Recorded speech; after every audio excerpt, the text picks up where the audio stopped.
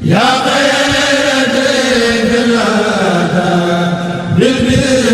والمداد على المزال والترهيب بلا فناد. بسم الله الرحمن الرحيم والصلاة والسلام على أشرف المرسلين سيدنا ومولانا محمد المكين وعلى آله وصحبه خير الميامين ومن تبعهم بإيمان وإسلام وإحسان إلى يوم الدين. رب اشرح لي صدري ويسر لي أمري واحلل عقدة من لساني يفقهوا قولي سدد لساني نوّر جناني صفي أماني وسد برائي. mbokki asalaamaaleykum wa rahmatullahi taala wa barakatuhu. ñoo ngi leen di nuyu di leen ziyaara di jiital ci nuyoo bi ak ziyaara bi ak Cheikh Mouhamadul Muntaqa al xalifatul aam bi tariqatil muridiyya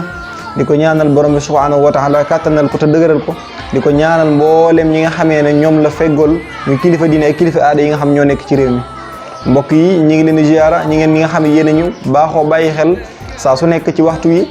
ci seen émission waxtaanu koor si seen bi di Fathul Mannan TV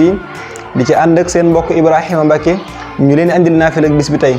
xam ne guddi ñeenteel ci weeru koor wax nañu ne ku ci naafila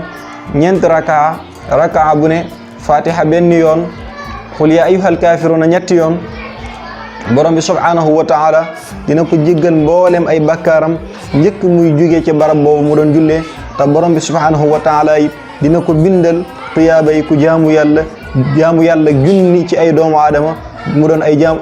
doon ay jaamu yàlla yoo xam te ñu nangu lay doon. mbokk yi kon lu ama am solo mooy naafile gu ama am solo lam moo ay njëriñ yu bëree bëri ñu bàyyi ko xel bu baax a baax te gën a fonkaat weer wi xam ne weer la boo xam ne zahru ziyam la waaye zahrul qiyam la ñu gën ko bàyyi xel bu baax a baax. lii mooy naafile bis bi ñu la indiloon seen émission waxtaanu koor seen bi di Fathul Mannan TV. mbokk yi ñi ngi leen di jaajëfal bu baax a baax ngeen ci ànd saa su nekk ak seen mbokk Seydina Ibrahima Mbacke ñi ngi jaajëfal ñëpp ñi nga xam te ni ñoo ci jàpp ba yëfi mën a yemb leen wax wa axiru dahwana an alhamdulillahi rabbil alamin wassalaamu aleykum wa rahmatullahi taala wa barakatuhu jërë ngeen jëf.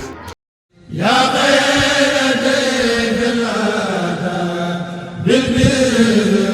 والمداد على